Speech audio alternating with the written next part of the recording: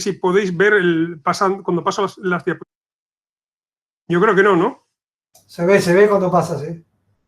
¿Se ve cuando paso? Sí, no lo puedes ver tú, pero se ve perfectamente. O sea, se ve que pongo, bueno, de lo que voy a tratar es, primero, de lo que, en fin, cuál es el entorno en el que estábamos en la pandemia, desde el punto de vista, digamos, del pensamiento y del punto de vista de lo que estaba sucediendo y que afectaba directamente al ámbito público. El siguiente punto es cómo impacta la COVID en el mundo. Datos, digamos, importantes. Me acaban de pasar ahora un WhatsApp donde aparecen las últimas previsiones negativas, peores, pesimistas, del Banco de España sobre el crecimiento en el año 2021. Veremos cuál es el impacto de la pandemia en lo público, alguna cosa ya he comentado antes, y unas breves conclusiones. Bien, la primera cuestión es ¿qué es lo que ha cambiado en el mundo en los últimos 30 años? Hay que verlo en perspectiva, hay que verlo desde el punto de vista, ya lo sabemos también, que siempre hablamos de la caída de las Torres Gemelas, la aparición de Internet, la caída del muro de Berlín, efectivamente. La ciencia social más o menos fija la caída del muro de Berlín, el arranque de una nueva era, que coincide además con una serie de acontecimientos, década anterior, década posterior, ¿no? Bien, la primera cuestión, sobre qué es lo que ha cambiado, lo trata Fukuyama en un artículo reciente, justo antes de la pandemia, también hay que decirlo, pues yo lo leí, tenía fecha de enero de este año. Lo que nos habla es de una recesión democrática en el mundo. Vamos a una depresión generalizada desde el punto de vista del avance de la democracia que se había producido hasta hace un poco de tiempo, ¿no? Hasta hace una década al menos. El debate en estos momentos en el mundo es lucha de identidades. Hay una quiebra de identidades que vivimos desde el punto de vista mundial, identidades que tienen que ver con sentimientos, con la pertenencia, con identidades específicas, pues de género o de nacional, etcétera, etcétera. Y la aparición de democracias iliberales. Son democracias formalmente y hemos visto las tensiones que han generado, por ejemplo, la Unión Europea, el caso de Hungría y Polonia. La llegada de gobiernos, de partidos que formalmente son democráticos, pero que no comparten las bases filosóficas y teóricas de la democracia liberal asentada desde el siglo XVIII. Por lo tanto, se produce la erosión gradual y continua de algunas democracias, lo estamos viendo, ahora veremos algunos datos, y esto está generando también a la vez, es causa-efecto, la disminución de la autoridad de las instituciones de mediación. La administración pública, el Estado, es una institución de mediación con la sociedad. También lo son los medios de comunicación, también son las iglesias, también lo son los sindicatos. Como sabemos, en las encuestas y también en la vida diaria, vemos que hay una fuerte erosión. Digamos, se han desinstitucionalizado la aceptación que se tenía por parte de los ciudadanos desde el punto de vista de su adhesión a esas instituciones. La pregunta que hay que hacerse es que si esas entidades no son mediales, en este momento no son mediadoras de los intereses para interpretar y avanzar la sociedad, ¿quién lo está haciendo en estos momentos? Esta es una gran pregunta, es una de las grandes cuestiones que tiene que ver con la aparición, lógicamente, de los grandes conglomerados tecnológicos que acaban dominando desde el punto de vista no solo mediático, sino también desde el punto de vista de la cultura, del punto de vista de las costumbres y desde el punto de vista, también lo estamos viendo poco a poco, de la economía. Y veremos a ver cuál es el efecto, el impacto que esto tiene tras la pandemia. Surgen nuevas jerarquías y surgen también estados autoritarios. Jerarquías son gobiernos fuertes, gobiernos que rinden pocas cuentas, gobiernos que rinden, digamos, que dificultan la transparencia dentro de sus sociedades frente, digamos, a las tendencias que se habían producido apenas hace unos años, ¿no? ¿Qué es lo que nos ha traído la tecnología? Yo lo voy a dejar aquí nada más, una fuerte centralización. La tecnología permite, y lo estamos viendo en las grandes corporaciones, todavía no en la administración, en algunas administraciones sí, permite centralizar procesos, permite centralizar información, datos, análisis, evaluación, planificación. Y esto, lógicamente, lo que genera también es un refuerzo del poder político y económico, que se puede concentrar. Las grandes corporaciones en sus sedes centrales tienen un alcance insospechado a lo que podía producirse hace unos años. Digamos, tomando como banco que tenga, digamos, distintas sucursales o sedes o en áreas regionales en el mundo, en estos momentos la sede central tiene más poder y más fortaleza, más funciones y más competencia debido al uso de tecnologías centralizadas que podía tenerlo hace unos cuantos años. Esto, como digo, no ha llegado del todo a la administración pública. Y también tenemos un corte generacional. Fukuyama nos dice que las personas nacidas después del año 1990 no tienen una concepción de lo público donde el ahorro, el control del déficit, el control digamos, del gasto excesivo y la eficiencia tenga un valor importante y neto y sin cuestionar axiomático para esas generaciones, ya que lo consideran, digamos, propio de épocas de austeridad o de épocas de neoliberalismo, con lo cual hay una parte de la ciudadanía que no va a entender debidamente los ajustes o los recortes, porque entienden que hay otras maneras, aunque no son capaces probablemente de verbalizarlo y tampoco de pensarlo ni de expresarlo, hay otras maneras de abordar, digamos, los asuntos públicos, ¿no? Este es un ejemplo, creo que si se ve la fotografía, se ve cómo ha evolucionado la democracia en el mundo. Vemos los colores verdes son buenos, los colores más cálidos son malos. Vemos que España y una gran parte de Europa se encuentra en tonos oscuros, esto es bueno, es un avance importante. España es una de las democracias consolidadas del mundo, está entre las 20 primeras, siempre está alrededor entre el 15 y el 18, desde hace ya bastante tiempo. Pero, sin embargo, lo que nos dicen las cifras, tomando como referencia lo que he señalado en primer lugar, es que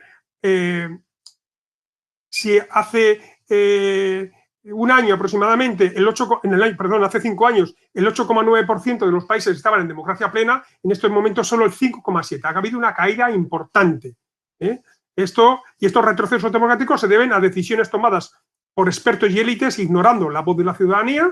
Algo de esto hemos visto en la pandemia. Aumento de la influencia de actores no elegidos por los ciudadanos. Digamos, hay una opacidad del poder, que toman decisiones y los ciudadanos no sabemos cuando se toman decisiones qué intereses están en juego. Grandes asuntos tratados a puerta cerrada, también hemos visto mucho de la pandemia en casi todos los países. Creciente brecha entre partidos y electorado, también lo hemos visto, también se han abierto nuevos espacios, como hemos visto antes, por identidades, por populismos, por movimientos que pensamos que estaban más o menos arrinconados, que eran menores, lo hemos visto también. Y hay menos libertades civiles desde el punto de vista del análisis cuantitativo a nivel mundial. Bueno, también lo podemos ver por lo que respecta al Estado de Derecho. El Estado de Derecho, que es una de las bases fundamentales de la democracia y del Estado liberal, que nos hemos dado en los países más avanzados y también que hemos extendido al conjunto de la humanidad, pues vemos esta transparencia que los colores azules son buenos para entendernos y los colores amarillos son malos.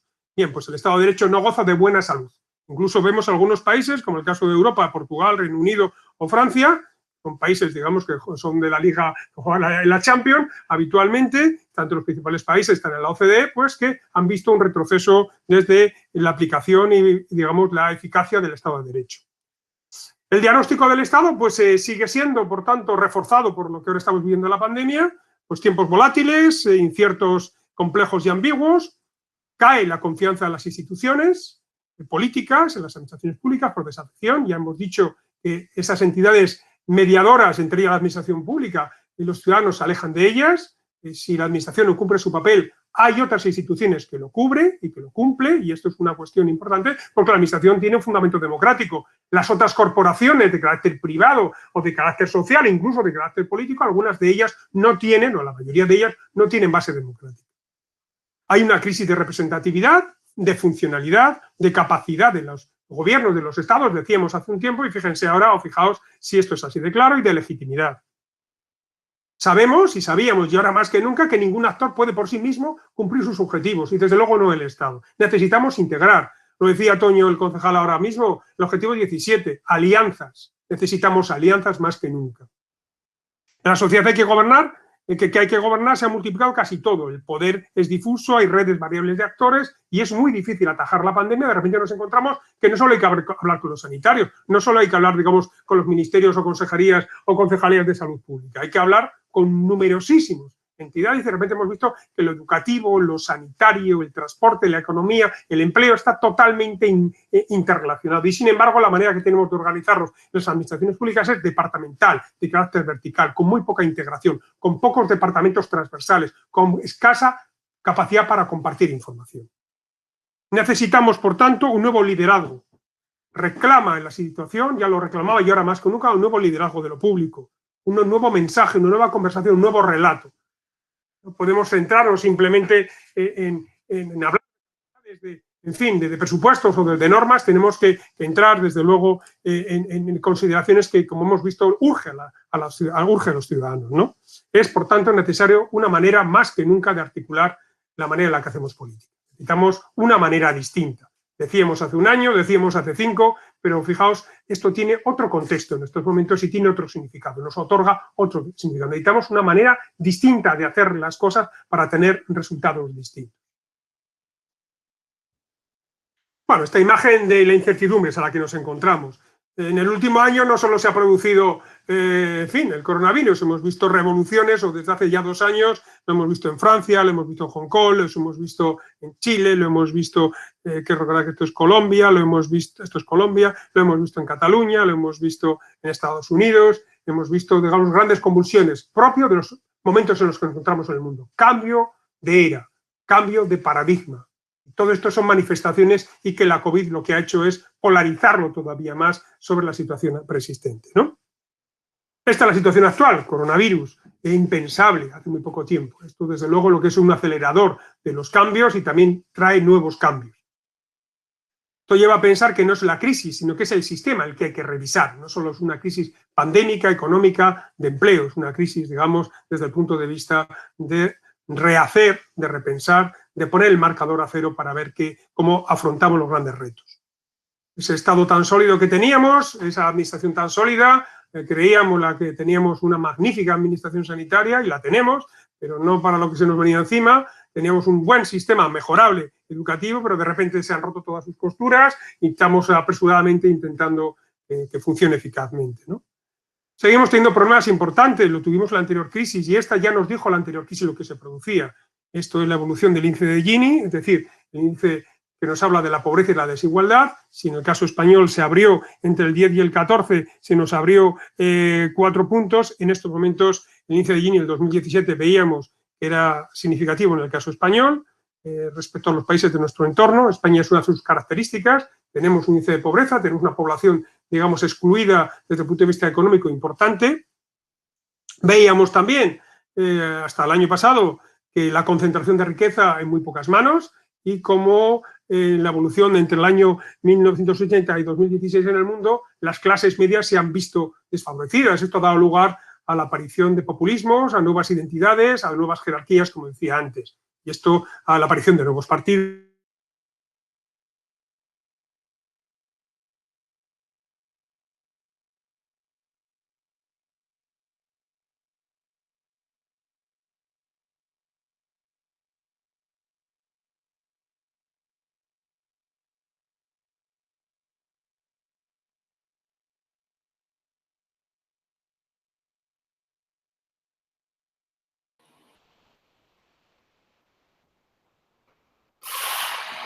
Parece que el profesor Arenillas ha tenido algún problema con la conexión.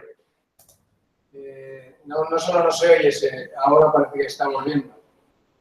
Vuelve otra vez, ¿no? Sí, ahora ya estamos otra vez. Gracias. Ha quedado congelado, Manolo.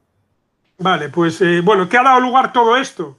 Bueno, pues en la forma de no abordar correctamente los riesgos de diverso tipo genera pues esta desafección, este alejamiento, una pérdida de confianza. Este sería el resumen.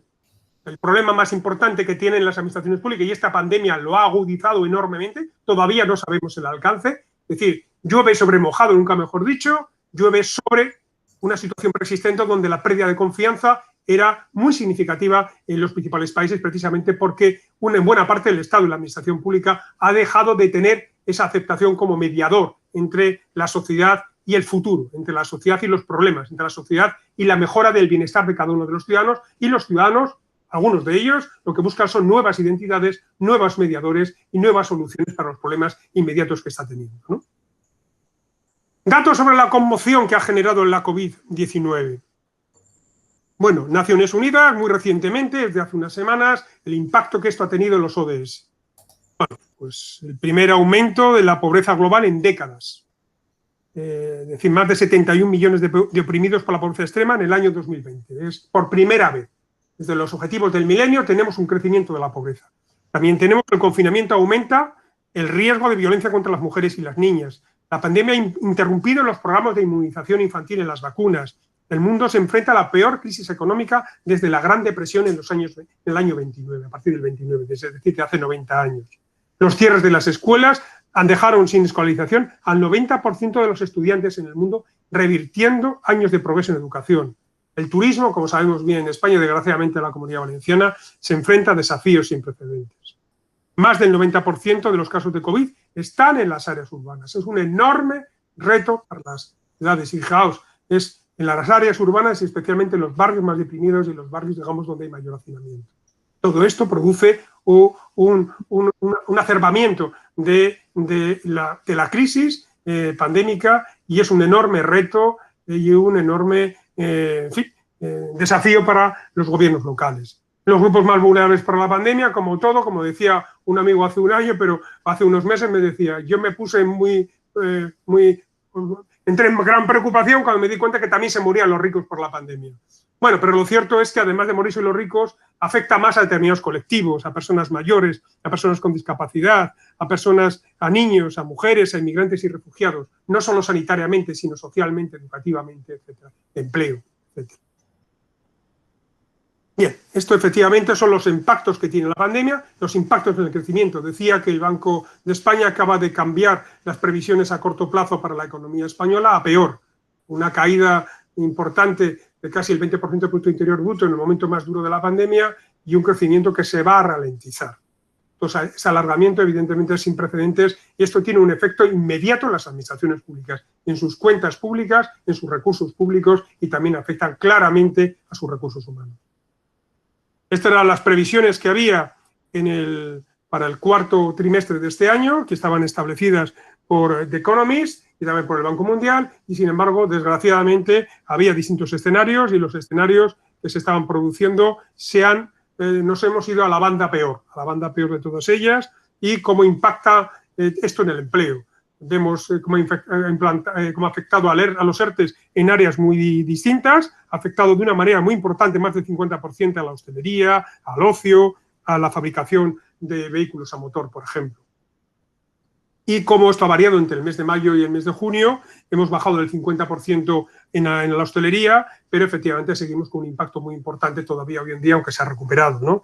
Las tasas de paro en el escenario peor, sería el escenario de riesgo para junio del 2020, establecido en junio del 2020, nos íbamos al 25% de desempleo, es decir, casi 10 puntos. Un escenario intermedio, que yo creo que casi ya lo hemos superado, se movía en el 20%, es pasar del 15 al 20%. Esto, claro, ya lo hemos vivido hace 10 años. Las administraciones públicas sabemos el impacto que esto tiene en las cuentas públicas. Todos los países han abordado la crisis con medidas similares. Aquí se puede ver que todos han abordado medidas nacionales, regionales, en algunos casos sin restricciones, en algunos aspectos, con los resultados que también sabemos de fallecimientos y de contagios. Hemos hablado en estos últimos meses mucho sobre la anulación de actos, de cierre de escuelas, de restricciones en movimiento a escala nacional, de comercios, restricciones en movimiento a escala internacional, restricciones aéreas. Y sin embargo, el rendimiento en cada uno de los países de las medidas adoptadas ha sido muy distinta. Este es muy distinto. Aquí vemos el impacto que ha tenido en los países, cómo han abordado los países estas medidas. Y los resultados son muy distintos. Hay países que tienen un rendimiento muy bueno, como es el caso de Australia, ¿no? O el caso de Austria, que es un rendimiento bueno, por lo menos antes del verano, y otros países, desgraciadamente, como el nuestro, que tienen un rendimiento muy malo o un rendimiento malo, ¿no? Tenemos un rendimiento en rojo, como vemos en el caso español, también lo vemos, lógicamente, en el caso del Reino Unido, lo podemos ver en el caso de Italia o en el caso de Bélgica. Bien, esto no tengo tiempo ahora para entrar en detalles, pero de esto nos habla qué es lo que han hecho bien y qué han hecho mal los países desde el ámbito de la administración pública, desde el ámbito de la gobernanza y desde el punto de vista de qué elementos de fortaleza y de arquitectura institucional tenían y en qué momento se encontraban para abordar la pandemia y qué resultados ha tenido. Estas son grandes preguntas que hay que hacerse desde el punto de vista de la gestión de las políticas públicas que han tenido que ver con la pandemia. Las políticas públicas que han sido prácticamente todas, no solo la sanitaria o la de educación o la de empleo, sino que hemos visto cómo ha afectado también a otras políticas públicas, ¿no?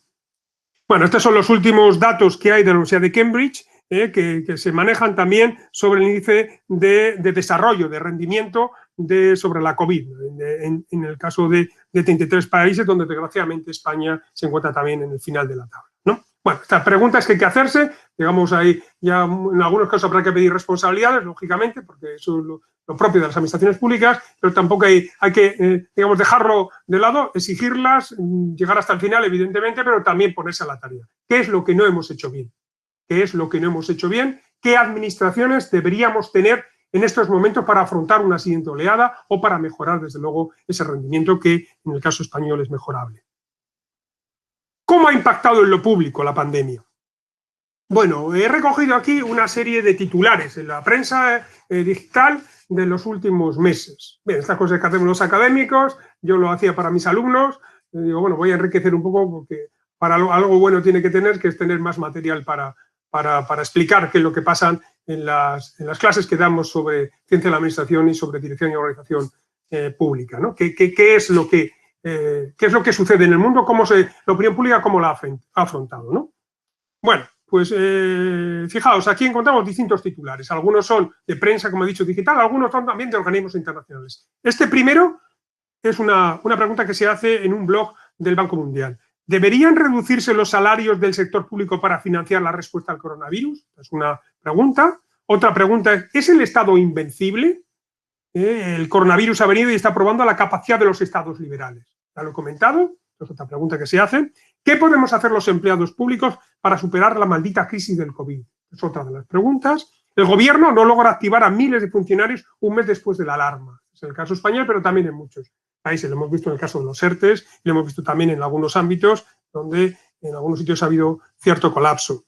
La pandemia examina el federalismo alemán y el centralismo francés. En España lo hemos debatido también. ¿El Estado autonómico es el adecuado? ¿Debe haber centralizado algunas competencias, educación, sanidad? ¿Qué sucede con la gestión centralizada de los servicios sociales? Esto ha estado en el debate público, en periódicos y en medios de todo tipo, ¿no?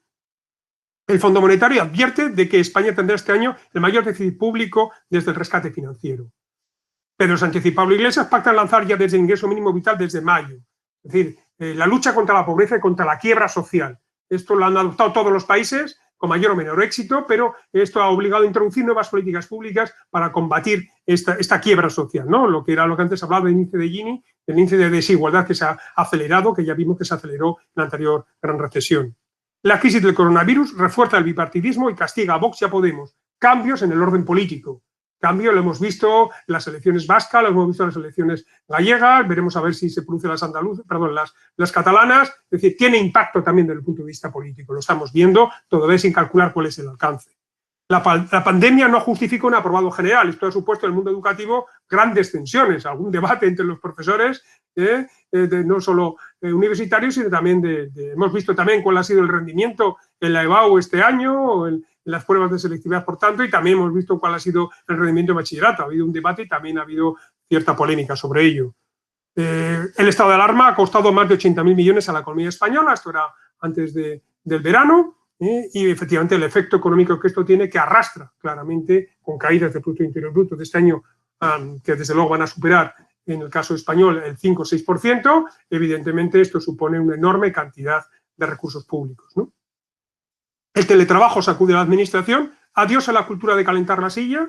Bueno, el presencialismo propio de las administraciones españolas, esto está en riesgo. El teletrabajo puede implantarse el teletrabajo sin una administración por objetivos, sin una planificación estratégica, sin indicadores, sin evaluación del rendimiento. Esta es una pregunta.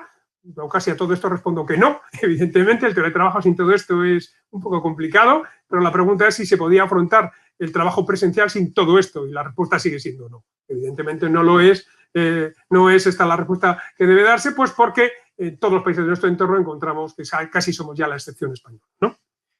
Bueno, hemos visto también la administración pública, dice, el COVID deja a cabo la administración, es más fácil pedir licencias de caza que el paro online. Bueno, hemos visto que efectivamente estamos más preparados para algunos procesos administrativos, especialmente los recaudatorios, que apenas han sufrido por la pandemia, porque estaban ya fuertemente informatizados. Nosotros ocupamos en el e-government y la interacción con las administraciones públicas por parte de los ciudadanos una de las más altas posiciones del mundo, de primera, segunda, tercera posición, pero no para todos los procesos administrativos. Aquellos que están vinculados a derechos, a solicitud de derechos o a gestión de determinados procedimientos relacionados con el empleo, relacionados con la discapacidad, relacionados con algunos servicios sociales, pues ahí tenemos todavía una enorme tarea por realizar y ha emergido. Fijaos, todo esto ha emergido. Está en el debate público. Por lo tanto, hay una percepción de la administración pública que ha cambiado respecto solo a hace unos meses. O se ha cristalizado, o se ha evidenciado. Y una pregunta que se hace también en un blog, ¿qué reformas estructurales necesita España? Yo diré ahora algunas sacadas de ese blog, pero efectivamente nos plantea qué necesitamos para mejorar nuestro rendimiento respecto a cómo hemos abordado la pandemia. La pandemia no solo desde el punto de vista sanitario. Bueno, sabemos, o ya sabíamos, que la gobernanza, en el caso español, nuestro rendimiento de gobernanza, pues era distinto a algunos países del centro-norte de Europa. Lo podemos ver en el caso alemán, el caso británico o el caso, digamos, escandinavo. Nosotros tenemos colores más rojos y veíamos que dentro de las regiones había enormes diferencias también, desde el punto de vista del rendimiento. Vemos zonas azules, pero también vemos zonas más rojizas.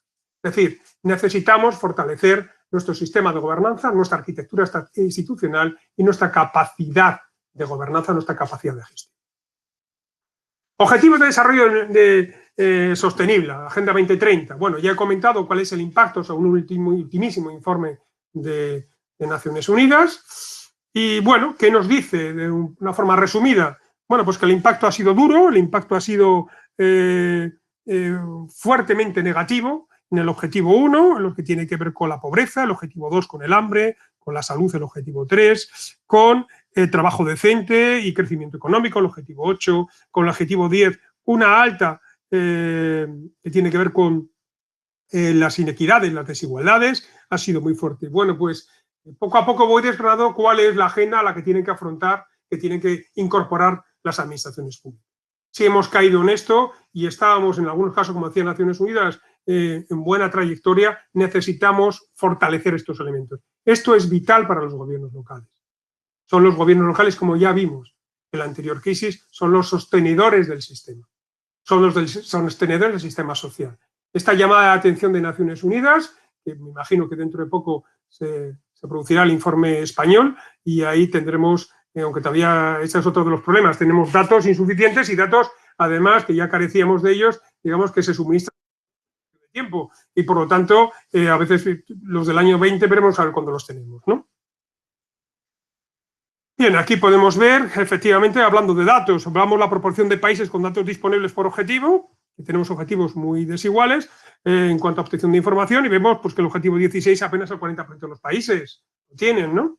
Pero vemos que además datos oportunos, los que tenemos en tiempo, precisamente los que tienen que ver con las instituciones fuertes pues son datos del año 2016, de media. Si uno mira las estadísticas que tienen que ver con la gobernanza o con la capacidad de nuestras administraciones públicas, pues bueno, los puede incluso el Instituto Nacional de Estadística, si uno mira cuáles son los indicadores ODS que se han incorporado al caso español, pues nos encontraremos con una sorpresa, en fin, todavía desagradable, ¿no? Necesitamos una estadística más inmediata, más fiable, más extensa, y desde luego necesitamos después inteligencia para que los decisores en todos los ámbitos administrativos y públicos tengan capacidad para tomar decisiones correctas, adecuadas, anticiparse. Y necesitamos esa anticipación que las tecnologías hoy permiten. Pero los datos hay que extraerlos, lógicamente, ¿no? Necesitamos una administración por valores. Nos está diciendo esta crisis también que tenemos que acordarnos para que nadie se quede atrás. Y nos tenemos que acordar de los débiles. La pandemia, en fin, es cierto que afecta a todo el mundo, pero también afecta mucho más a unas personas que a otras. A las personas mayores, a las personas en riesgo, digamos, que ya tenías, es un riesgo añadido sobre otro riesgo, ¿no? Necesitamos este imperativo moral de la transformación humana que nos decía los Objetivos de Desarrollo Sostenible, pues efectivamente se lleven a cabo, que efectivamente la Agenda 2030 se incorpore con la perspectiva de derechos humanos a nuestra acción pública. Ese relato nuevo de lo público tiene que incorporar esa visión de derechos humanos, esa visión de principios y valores. Y desde luego exige la incorporación en los planes operativos de los ODS de todas las administraciones públicas, en esa localización de los ODS, esa localización de esos trabajos que se vienen realizando en muchos ayuntamientos, también en Alicante, incorpore esa visión de objetivos de desarrollo sostenible, esa incorporación también de valores y de principios, para crear ese relato cálido, vibrante, humano, para que los ciudadanos y ciudadanas sepan que estamos hablando de lo que les importa, de sus problemas, de su vida. Eso es lo que significa poner en el lugar central, en el eje central, a la ciudadanía en estos momentos. Y he señalado la importancia de las instituciones. Las instituciones tienen importancia, y tienen importancia porque nos ayudan a fortalecer la confianza, porque nos dan estabilidad democrática. Es el momento de fortalecer las instituciones. Fortalecerlas en las áreas críticas y claves. Ya he dicho algunas de ellas: planificación, evaluación, gestión de datos, la gestión centralizada de las tecnologías de información y comunicación, las áreas tecnológicas. Pero también otras áreas necesitamos, lo he dicho antes, nuevas capacidades necesitamos nuevos perfiles profesionales. Eso es fortalecer las instituciones y lo tenemos que hacer con cierta urgencia. Necesitamos, por tanto, favorecer el capital social y la inclusión, la incorporación del talento y del conocimiento de la sociedad a la propia adopción de decisiones y a la propia gestión y la propia evaluación de las políticas públicas. Sabemos que los países que tienen una arquitectura institucional más fuerte, pues tienen una mayor satisfacción con la democracia, una mayor confianza social y una con mayor confianza política, y eso otorga mayor legitimidad a las instituciones públicas de las que estamos tan carentes en algunos casos, ¿no? Bueno, pues las variables de la institucionalidad, yo los he trabajado recientemente, son los ODS en los países miembros de los países iberoamericanos, pues es el liderazgo efectivo, mecanismos institucionales, capacidad institucional, que ya he señalado antes, las relaciones intergubernamentales, como decía muy bien el concejal, las alianzas, que es un aspecto central de las variables de la institucionalidad, participación y la comunicación. Estos son elementos críticos que hay que revisar, que hay que fortalecer. No es una cuestión de gastar dinero o de recursos, simplemente es testar, evaluar qué es lo que está sucediendo, mejorar la comunicación. Yo ahora estoy dirigiendo un curso de ODS en el Instituto Nacional de Administración Pública y un alumno decía que una de las cosas que le había llamado la atención, él provenía de la administración militar, se ha incorporado a la administración civil, es la descoordinación entre departamentos. Bueno, esto es un elemento fundamental que aparece precisamente en los mecanismos institucionales. Esto es fundamental, cómo están articuladas las concejalías, las áreas de los ayuntamientos. ¿Cuáles son los elementos de información que manejan? ¿Hay capacidad para que el alcalde tenga en su mano la información completa del ayuntamiento para adoptar decisiones mejores? ¿El gabinete del alcalde tiene capacidad para procesar, para generar, para solicitar esta información, para adelantarse a los grandes retos que estoy señalando y otros muchos que aparecen en los planes estratégicos del propio ayuntamiento? Y el impacto digital. El último informe de Naciones Unidas sobre la materia digital, hecho por grandes expertos de grandes corporaciones privadas y públicas, los que nos dicen que las nuevas herramientas y marcos para incorporar nuevas fuentes de datos, para aprovechar al máximo la revolución de los datos y alcanzar los objetivos y metas de Agenda 2030, están a disposición de todos, esas herramientas. Sin embargo, lo que se ha constatado es que hay países que se están quedando rezagados, hay ciudades que se están quedando rezagadas, hay regiones que se están quedando rezagadas en el mundo, ya que la información se desglosa cada vez más según ingresos, ¿no? Necesitamos ese sesgo por ingresos, por sexo, por edad, por raza, por etnia, por condición migratoria, por discapacidad, por ubicación geográfica. Y ya ese desglose de información no lo tenemos. Y necesitamos esos microdatos, esa microatención para que efectivamente podamos atender de una manera mejor. Sabemos que la pandemia no afecta igual a todos los hogares. Necesitamos saber qué tipos de hogares.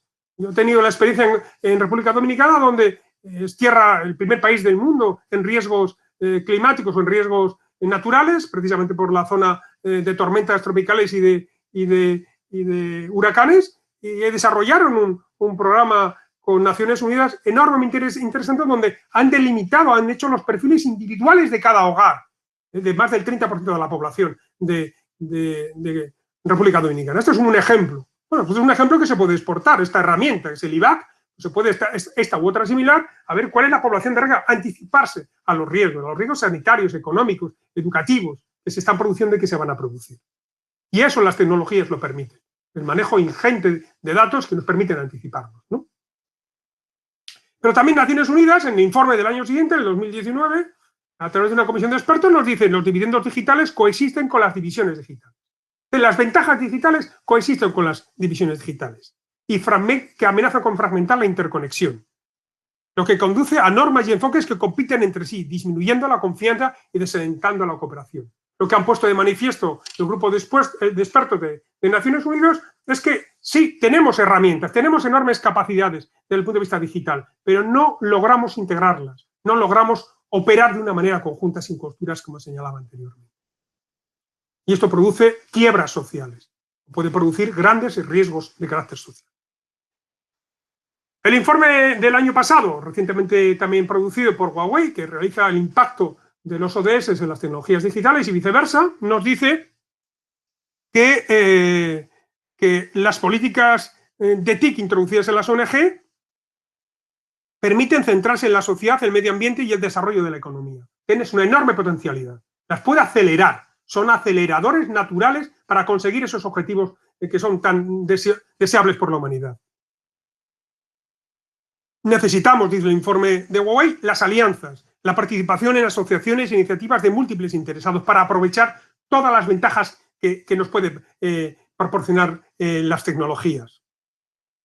Y lo que nos dice también Huawei, que las nuevas tecnologías, las tecnologías de información y comunicación, las tecnologías digitales, prometen una mayor velocidad y eficiencia para el progreso sobre los desafíos más urgentes y complejos. Es el momento de sacar el mayor rendimiento a estas tecnologías. Debemos incorporar masivamente el análisis de datos y Big Data en la administración pública.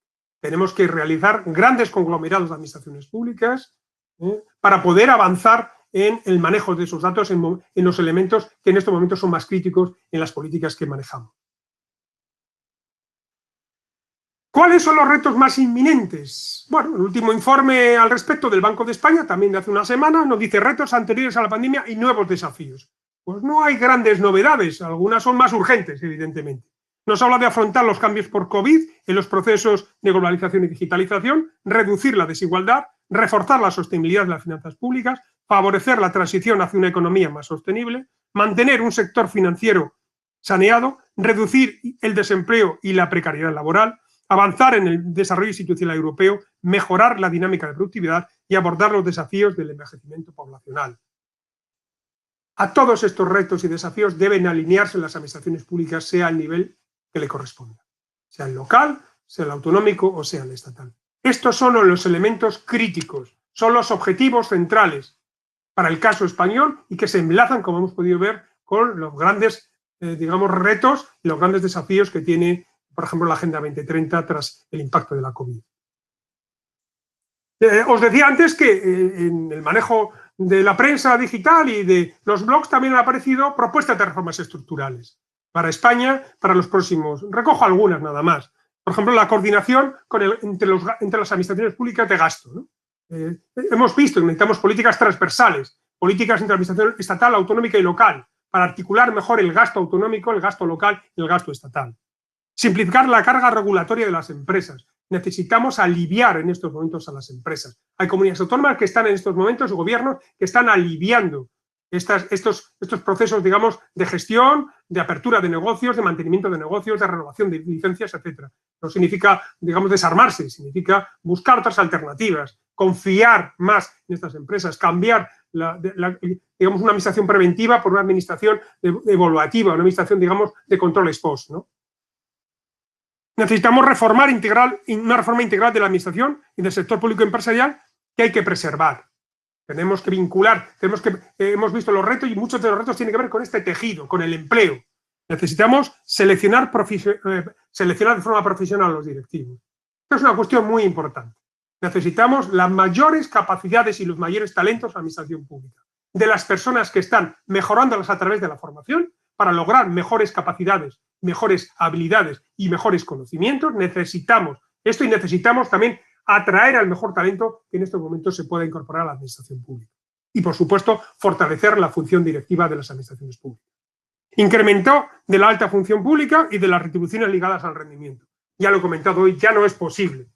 Desde luego, en el nivel directivo, pero también en el resto, lo hemos visto con la pandemia, necesitamos objetivos, necesitamos evaluación, necesitamos vinculación de parte de las retribuciones al rendimiento.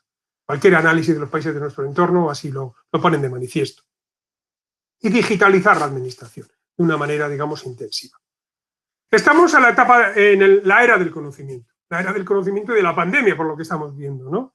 Necesitamos conectar conocimiento, necesitamos alianzas, necesitamos desarrollar, necesitamos cooperar, necesitamos consensuar, coparticipar, colaborar, codiseñar, necesitamos corresponsabilizarnos del bien común. Conclusiones. Acabo. Las conferencias en vivo pues dan igual un poco más de juego, pero lo hablaba con Enrique Correjero el otro día, aquí hay que ser un poco más precisos y dar lugar a que la gente pregunte, ¿no? A través del chat o a través de la intervención directa, ¿no? La crisis que estamos viviendo desde el punto de vista político y social es una crisis de identidades. Está afectando la democracia y tenemos una lucha entre razón, que es el paradigma en el que nos hemos movido en la política, en la administración pública durante décadas o siglos, y los sentimientos que son los que están alimentando estas identidades. El efecto, de momento, es un debilitamiento significativo de la democracia en casi todos los países. Necesitamos cooperar en esta recesión. Lo vimos ya en la anterior gran recesión, en esta necesitamos cooperar más que nunca. Tenemos crisis de confianza. Confianza institucional, confianza social, confianza política. Este es el premio que tenemos que lograr con una fuerte institucionalización y con una orientación a los objetivos que he señalado antes. Necesitamos mejorar la confianza de los ciudadanos en estos distintos ámbitos, el político, el social, el económico, el mediático, etc. Necesitamos, porque si no, como he dicho antes, si no somos estos ámbitos, y sobre todo la administración pública, el Estado, que tiene una base democrática, y por lo tanto tiene que rendir cuentas periódicamente y también lo hace a través de órganos de control, si no somos los mediadores principales con el ámbito social, ¿quiénes van a ser? ¿Quiénes van a...? Y ya hay organizaciones que les estamos dándole, digamos, parte de los asuntos que antes tramitamos directamente con las administraciones públicas, hay parte que se los estamos otorgando a otros mediadores, ¿no? De carácter social, de carácter multimedia o de carácter, digamos, de medios de comunicación, que son nuevos medios de comunicación, pero también, digamos, de plataformas digitales o de grandes corporaciones digitales. Lo que se podía aventurar hace 20 años, que decíamos, y yo lo escribí en un libro y en una investigación de hace exactamente 20 años, que los ciudadanos somos algo más que clientes o usuarios. Somos sujetos de derechos y obligaciones. Somos ciudadanos democráticos conformadores de derechos, conformadores de la realidad. No es más evidente ahora que hace unos años. Lo que más ha cambiado en las últimas décadas es precisamente la capacidad de la sociedad para entender el entorno en el que se mueve y la adquisición de fuertes y niveles altos de conocimiento. Por lo tanto, tienen capacidad para entenderlo y por el mundo en el que están viviendo, y por lo tanto también tienen más posibilidades de participar en su conformación. Necesitamos una mayor implicación del ciudadano, por tanto, y de los ciudadanos y ciudadanas en este bien común. El impacto de la COVID. Bueno, desigual impacto y retroceso, ya lo hemos visto, incremento de las inequidades y desigualdades. La clave de la variable institucional es la arquitectura, mejor diseño de las organizaciones, de su gobernanza, de su capacidad, de los elementos que la conforman, y orientarse al rendimiento, medir ese rendimiento. Necesitamos medir, no basta solo de hablar. Fijaos que durante estos últimos meses, a través de estas tablas de cómo han rendido los distintos gobiernos, los distintos países ante la COVID, de repente hemos recibido muchísima información de organismos que ni siquiera sabíamos que existían. Algunos son de carácter internacional, son, digamos, oficiales, son, digamos, de base estatal, son formados por distintos estados o distintos gobiernos, pero también hemos encontrado, pues, grandes organismos o grandes medios de comunicación que también nos suministran indicadores, índices de carácter comparado a nivel mundial. Esto es más frecuente y lo va a ser todavía mucho más. A eso me refería con los mediadores. Aparecen nuevos mediadores que nos dicen cuál es el deber ser y cuál es la orientación. En algunos casos, digamos, gozan de gran prestigio y en otros casos, desde luego, deberíamos tener sistemas de control y de evaluación de esos propios mediadores, ¿no? Las reformas que necesitamos, pues, son viejos problemas y nueva situación. Y esto hace cambios, produce cambios, genera cambios y genera nueva agenda, genera distinta agenda. Los aceleradores digitales deben prestar atención a las brechas. Hemos visto lo que dice Huawei, que es un informe realmente interesante sobre ODS, pero se puede extender al ámbito público sin mayor problema, a todas las políticas públicas. Y ese eslogan, que es algo más que un eslogan, es no dejar a nadie atrás.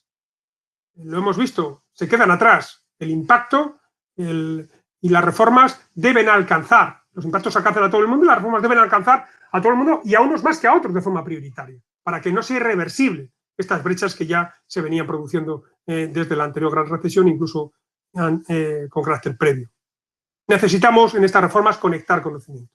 Necesitamos esto quizás en esta actual crisis, lo que, bueno, hemos visto que lo hemos utilizado de una manera social a través de los chats, a través de las webs o a través de la WhatsApp, etcétera, etcétera, pero bueno, tenemos que articular, necesitamos una información, un conocimiento mucho más articulado y ahí las administraciones públicas tienen que dar un paso adelante y tienen que comportarse de una manera realmente ejemplar para ser de nuevo, recuperar ese papel central en la ciudadanía y para que la ciudadanía sepa que la administración pública puede anticiparse al futuro y que puede, desde luego, también, como no, plantear una serie de cuestiones que desde luego le permitan reducir la manera de lo posible esa incertidumbre. Bien, yo me quedo aquí, quedo a vuestra entera disposición para atender cualquiera de vuestras en fin, preguntas. Es claro que el momento actual es crítico, no sabemos lo que va a pasar dentro de 6 meses, están viendo los niños al colegio, pues en fin, el colegio de mis hijos ya hay dos aulas cerradas, la primera semana, en fin, no sabemos bien qué vamos a hacer, pero en cualquier caso sí sabemos cuál es el papel de las administraciones públicas, con qué herramientas puede contar y desde luego el elemento central son sus personas, las personas que trabajan en ella y las personas a las que servimos. Muchas gracias. Gracias, Manolo. Aquí hay una pregunta de Javier que dice que teniendo en cuenta la lentitud de cambio inherente a la administración pública, los cambios normativos con capacidad sancionadora sería una palanca de impulso. Bueno, si nos referimos exclusivamente, digamos, a las conductas antisociales en materia de COVID, etcétera, pues bueno, sí, probablemente se ha puesto de manifiesto una serie de vacíos legales. También estamos viendo que en algunas administraciones, como he dicho, precisamente lo que hay que hacer es desregular. En fin, no digo nada nuevo. Desde hace ya varias décadas la Comisión Europea exige a los países miembros que desregule. One in, one out o one in, two out. Nos piden, ¿no? Tenemos que desarmar algunos de los requisitos que estamos pidiendo de una manera excesiva a veces a los ciudadanos y a las empresas. Y lo estamos viendo con esta pandemia. Tenemos que plantearnos, ser mucho más flexibles. Tenemos que buscar, pero en el sentido que está planteando muy bien. Necesitamos palancas de cambio, palancas de transformación. Y las palancas normativas son unas de ellas, pero yo creo que hay que usarlas de manera distinta. No es que tengamos que descubrir el mundo, ya sabemos cómo hacerlo. Necesitamos flexibilizar, necesitamos adaptabilidad, necesitamos confiar más. Necesitamos también, lógicamente, establecer elementos sancionadores en caso de que esto no sea así, ¿no? Y ahí, pues, bueno, yo creo que necesitamos esa colaboración. Necesitamos la colaboración de los intermediarios, de los colegios profesionales, necesitamos de las cámaras de comercio, necesitamos intermediación de las asociaciones, necesitamos de las asociaciones, digamos, científicas, de las propias universidades, de las corporaciones que se decía antes, ¿no? Necesitamos que medien también en esos colectivos y que nos ayuden también a que esas normas se puedan flexibilizar y que se puedan, digamos, gestionar de una manera mucho más ágil, ¿no? Y que puedan también, lógicamente, con las garantías de vida, pues satisfacer los estándares que se habían establecido, ¿no? Una cosa nada más. Estoy totalmente de acuerdo, pero me refería a la parte normativa entre administraciones públicas, es decir, por ejemplo, la implantación de la digitalización y la administración electrónica que impulsa e impone la Generalitat y el Estado, y me refería a la parte sancionadora hacia las propias administraciones, es decir, que son las que están incumpliendo en su mayoría. No me refería a la ciudadanía en concreto. Vale, sí, bueno, estamos teniendo las entradas en vigor de las leyes, se van demorando muchas de ellas, que eso también, en fin, esto, en fin, no voy a entrar en detalles. Así no se cumplen las leyes, demorándolas, no. Bueno, vamos a ver, Javier, además aprovecho para saludarte y darte un fuerte abrazo a distancia, que nos vemos todos los años y este año te he hecho en falta. Vamos a ver, ¿cuál es la mejor solución? Desde luego siempre hay que tener el recurso sancionador, pero yo creo que hay que dar o sancionador o digamos de incentivos negativos. Vamos a hablar en términos. Hay colegas en el mundo de las ciencias sociales y sobre todo del derecho que habla de los nudge, ¿no? De los nudges, que son esos codazos, es decir, yo le doy un empujoncito a usted para que lo cumpla, sin tener que hacer un gran despliegue normativo. Yo le doy un incentivo. Mire, si creamos una comisión de ámbito nacional de tecnologías con representación de la Administración del Estado y las comunidades autónomas, y donde deben estar los gobiernos locales, que tenemos un modelo institucional que se está poniendo de manifiesto que es insuficiente. Hemos planteado desde el principio que están la primera liga, que son los gobiernos, el Estado y las comunidades autónomas, y después el resto.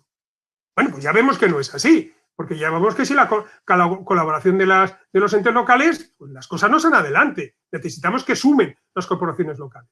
Bien, si logramos crear espacios colaborativos y de participación y acordar estándares y normas en materia TIC y en otros muchos elementos de gestión pública, podemos vincularlo a incentivos positivos y negativos para que se lleve a cabo ese cumplimiento.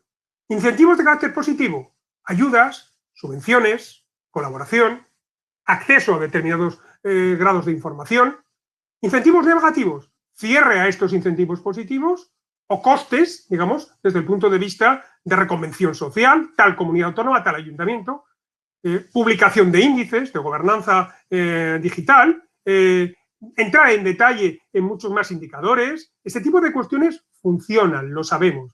¿Que debe haber al final de todo ello sanciones de carácter normativo? Bueno, puede ser que en algunos casos sí, pero en cualquier caso, valga la redundancia, es bueno que los ciudadanos sepan cuál es el grado de cumplimiento de sus administraciones públicas en relación con la administración digital y qué efectos negativos tiene para cada sociedad, cada municipio, el hecho de que su administración no lo cumpla.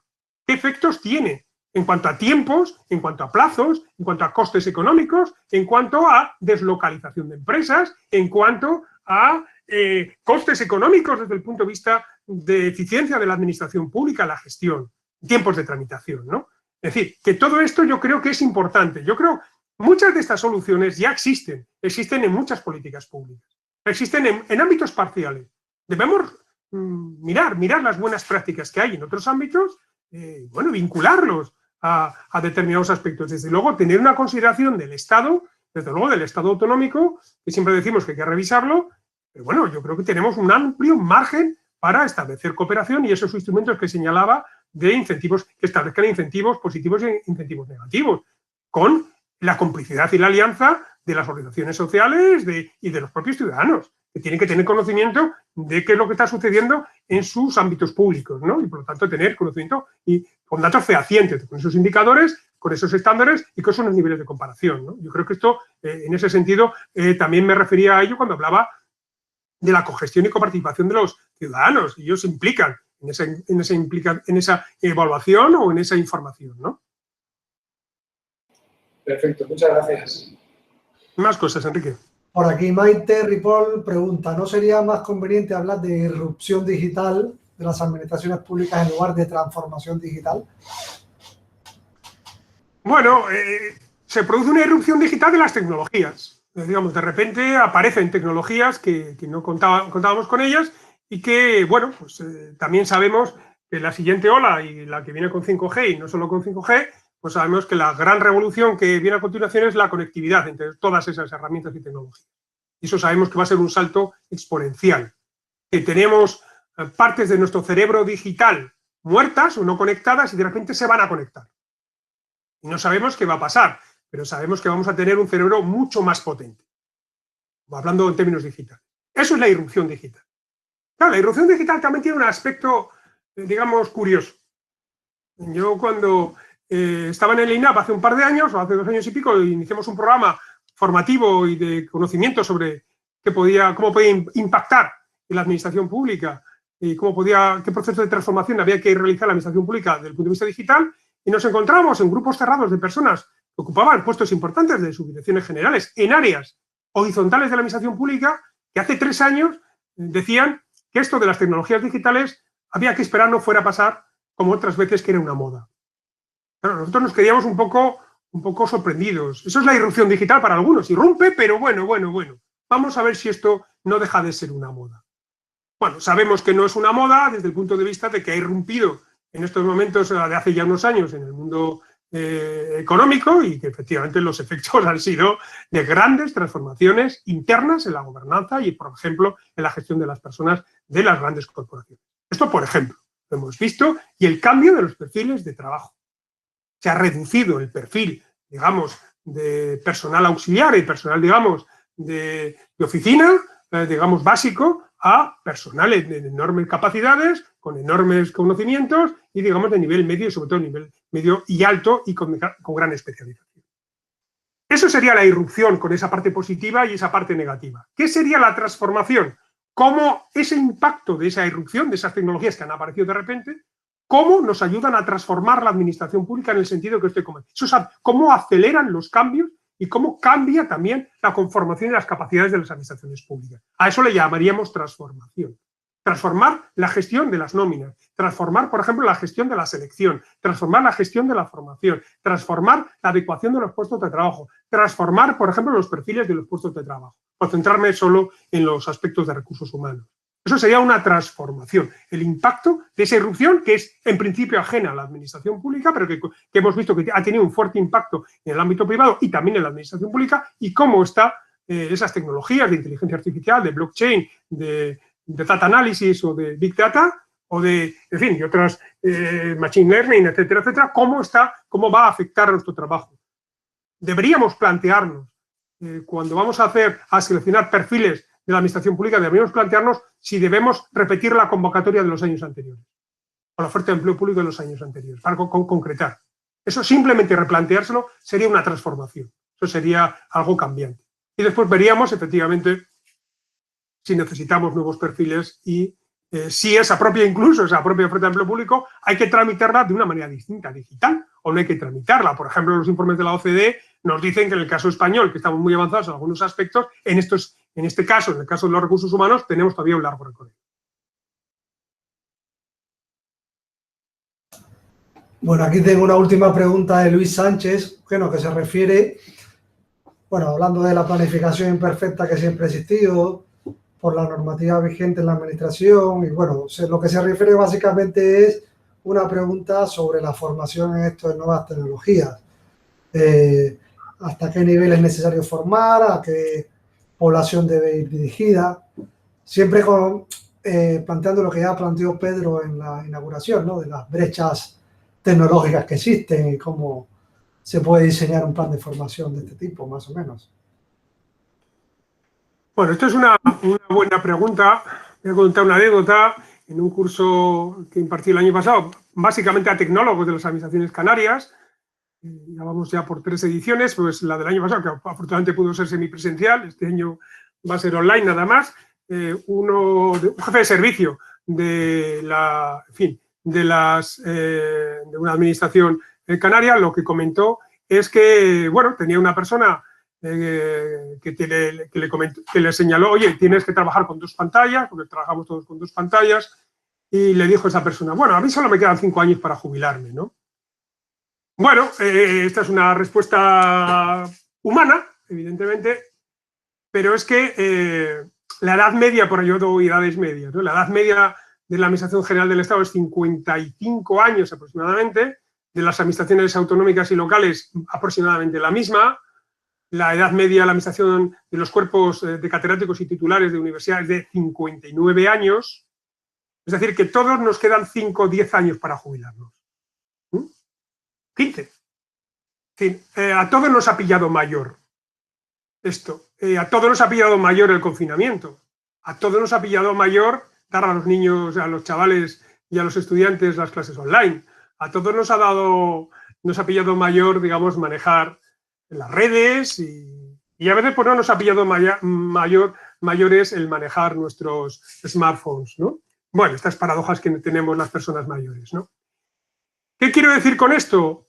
Que las personas que se tienen que formar en la administración en competencias digitales somos las que estamos dentro de la administración, no otras. Las que vengan también, pero todas las que están. ¿Qué tipo de competencias digitales? Bueno, pues uno de los últimos trabajos que antes de dejar mis 6 años en el INAP que hicimos fue precisamente determinar con las 17 comunidades autónomas cuáles son las distintas competencias básicas digitales que tienen que incorporarse en las administraciones públicas atendiendo a distintos niveles de la administración. Bueno, acordadas entre las comunidades autónomas, que fue un trabajo interesante, ¿no? Entonces, deben capacitarse todo. Después, lógicamente, hay competencias muy específicas en el manejo de determinadas herramientas o instrumentos. Eso es claro, ¿no? Pues, blockchain es blockchain, no todo el mundo necesita manejarse en blockchain, ¿no? Sí tiene que saber lo que es el blockchain. Que son los datos, Big Data, pues efectivamente, el análisis de datos tiene que saber cuál es el objetivo que se persigue con ello. A la gente hay que explicarle bien las cosas. Oye, no te vamos a pedir esto porque haya un capricho por parte del Departamento de Tecnología o de Telecomunicaciones o de Informática o de, digamos, de innovación, sino que va a mejorar tu trabajo. Te vamos a dar retroalimentación, te vamos a decir que estos expedientes que tú has estado tramitando durante los últimos meses realmente ha tenido este impacto, ¿no? Y que tú evidentemente tienes, o lo mismo pasa en educación. Oye, ese es el impacto que ha tenido en tus alumnos, ¿no? Desde el punto de vista de adquisición de competencias o de acceso al mercado laboral. Necesitamos esa información para gestionar. Entonces, yo creo que hay que hacer un enorme esfuerzo. Hay que hacer un esfuerzo para todas las personas, pero también sabiendo que hay colectivos dentro de la administración pública que están de salida, esos colectivos. No las personas, pero sí, digamos que hay áreas de la administración, puestos en la administración a extinguir, como decimos en la administración. Hay puestos a extinguir. Hay puestos a extinguir y, desde luego, debemos repensar sobre una base cero, sobre si lo que estamos haciendo en la administración lo tenemos que seguir haciendo o si hay alternativas mejores y a qué plazo debemos hacerlo. Así lo han hecho. Cualquiera de las grandes corporaciones energéticas españolas, de seguros o de la banca, han hecho grandísimos esfuerzos respecto a la organización y el diseño orgánico de sus servicios centrales y de las personas que trabajan en toda su organización, ¿no? Lo han hecho y con resultados importantes porque están en sectores enormemente competitivos a nivel mundial. Uno de los esfuerzos muy grandes que se ha realizado también en el sector como el textil, de minorista, como es el caso de Inditex, etcétera, es el salto exponencial que ha dado, por ejemplo, al comercio online, ¿no? Como se ha puesto de manifiesto en esta crisis. Esto, evidentemente, y el desarrollo tecnológico de estas empresas cotiza en bolsa desde el punto de vista de su competencia, ¿no? Esto también lo hemos visto en nuestro entorno más inmediato, que apenas hacemos caso, ¿no? Bueno, en la última, Maite me pregunta si existe alguna publicación sobre competencias digitales para los empleados públicos. ¿Alguna última publicación sobre el tema? Bueno, está ese documento que yo ya perdí la pista hace 2 años, pero ese documento era un documento interno del Estado, de la Administración del Estado, del INAP, y de las 17 comunidades autónomas. O sea, que está en las escuelas de administración pública de las comunidades autónomas y del Estado, ¿no? Del Instituto Nacional de Administración Pública. Está ahí. Después hay un mapa de competencias digitales de la Comisión Europea, que está ese estudio que se hizo en el caso español, donde se determinó. En el caso español lo que se dice es cuántos niveles, que lógicamente uno tiene competencias en materia, yo qué sé, de manejo de ofimática, pero claro, no es lo mismo a un nivel que a segundo nivel o al tercer nivel. Pero, desde luego, el punto de referencia que se adoptó fue el de la Comisión Europea.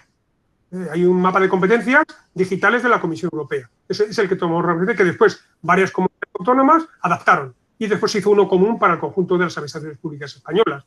Yo sí tendría que revisar si todavía guardo copia de ello, pero desde luego, como base de referencia, sé que estaban sacando la Comisión Europea, estaba sacando un nuevo mapa, un nuevo diccionario, más que mapa, un nuevo diccionario de competencias. Lo estaba actualizando y yo creo que habrá uno nuevo ya de hace pocos meses. O sea, que eso puede ser una manera buena para enfocarlo, ¿no? Después de la adaptación a cada administración, yo recuerdo que Murcia hizo el suyo, también lo hizo la Junta de Andalucía, también lo hicieron otras administraciones públicas, lo adaptaban lógicamente dependiendo del tipo de competencias. Y por ejemplo, el caso de la región de Murcia lo extendió a sus ayuntamientos, se hizo un trabajo de adaptación contando con todos sus ayuntamientos, ¿no? Por ejemplo, ¿qué es lo que hay que hacer? La localización de ese tipo de competencias es muy importante, porque si no, uno le suenan raros, digamos, los conceptos que se manejan.